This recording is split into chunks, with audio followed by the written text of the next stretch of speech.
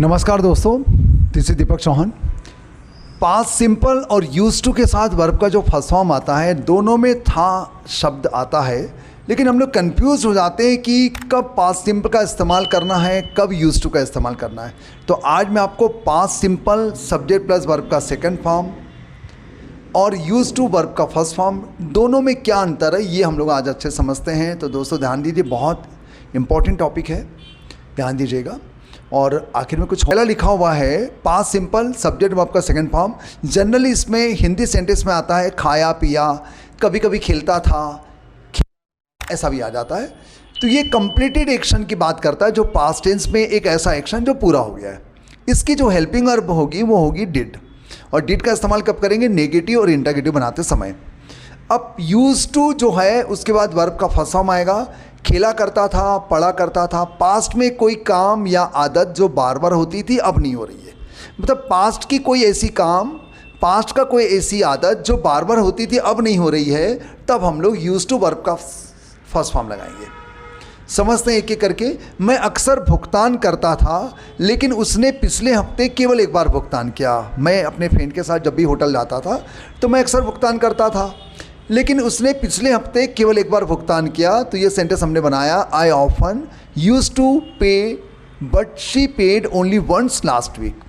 तो आपने देखा होगा पहले वाले सेंटेंस मैंने यूज टू का इस्तेमाल किया। कारण क्या है कि मैं बार बार भुगतान करता था, अक्सर भुगतान करता था, ये काम रिपीटेडली होता था।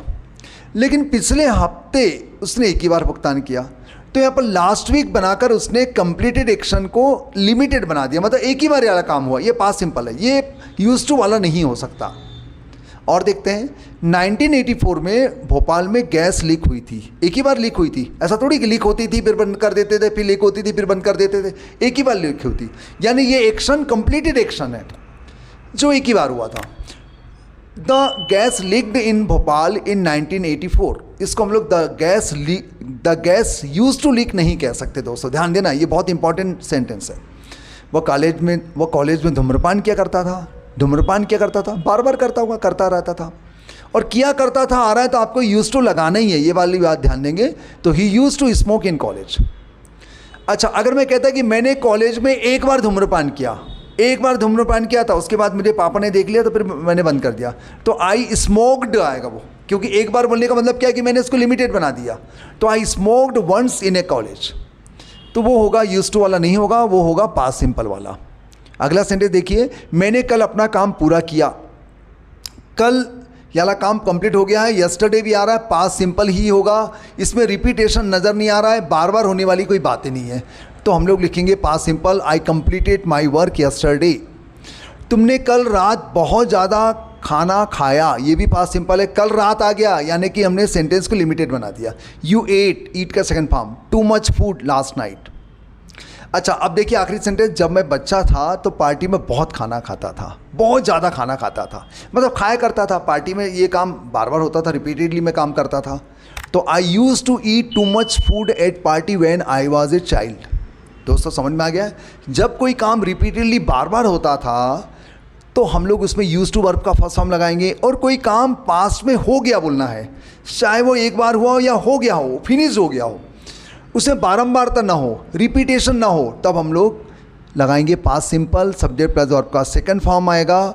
और नेगेटिव इंटरगेटिव बनाने के लिए डिड का इस्तेमाल करेंगे। देखिए नीचे कुछ होमवर्क लिखा हुआ है, मैं पहले चाय पीता था लेकिन अब कॉफ़ी पीता हूँ। पहले चाय पीता था यानी रिपीटेड एक्शन है, बनाएंगे।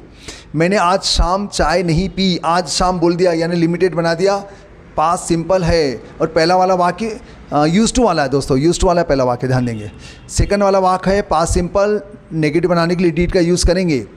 आई सा या used to see my friends at the library yesterday, अब यस्टरडे आ गया, पास्ट सिंपल है। पीपल थॉट या used to think that the earth is flat, पृथ्वी गोल है, ऐसे लोग सोचा करते थे, बार बार सोचते थे, यूज टू आना चाहिए। सोल्जर्स बिल्ट आएगा या यूज टू बिल्ड आएगा।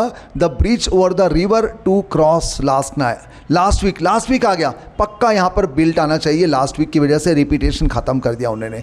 मेरे लंबे बाल हुआ करते थे, बना के बताइएगा, कोशिश करेंगे। और मैं इसका आंसर भी इसी में दे दूंगा, इसी कंटेंट में आपको आंसर भी मिल जाएगा। तुम बीमार हुआ करते थे, यहाँ पर भी हुआ करते थे आ रहा है, 6 नंबर में भी हुआ करते थे आ रहा है, तो आपको बताना है कि क्या यूज़ करना है।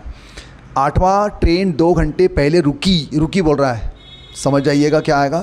मैंने 1 मई 2020 को कोचिंग क्लास ज्वाइन की, एक ही बार ज्वाइन किया होगा दोस्तों, थोड़ी करता रहता था, थोड़ी बोलेंगे 1 जनवरी को एक ही बार ज्वाइन किया होगा ना। मैं 2020 में इंग्लिश कोचिंग क्लास जाया करता था दोस्तों, यहाँ पर रिपीटेशन है, यूज्ड टू आना चाहिए। तो ये हमारे सेंटेंस है, मुझे उम्मीद है आपको समझ में आ गया है। वीडियो कैसा लगा आप मुझे लिख के बता सकते हैं, व्हाट्सएप भी कर सकते हैं, मुझे मैसेज भेज सकते हैं, और आपको इस प्रकार के कौन से टॉपिक चाहिए, कौन से डाउट होते हैं मुझे प्लीज़ बताइए। और रात को मैं ऑनलाइन भी रहता हूँ रेनबो इंग्लिश में, रात को 8:30 बजे आप आ सकते हैं, वहाँ पर भी आप अपने डाउट दूर कर सकते हैं। और कौन से टॉपिक चाहिए दोस्तों, मेरे ऐप में ऑलमोस्ट सभी टॉपिक आपको मिल जाएंगे, एग्ज़ाम की दृष्टि से, कंपटीशन एग्ज़ाम की दृष्टि से, 10th 12th की एग्ज़ाम की दृष्टि से, और भी किसी भी प्रकार के इंग्लिश के जो डाउट हैं आप मुझे कह सकते हैं, उसका वीडियो मैं अलग से बना सकता हूं आपके लिए। धन्यवाद, thank you very much, thanks a lot.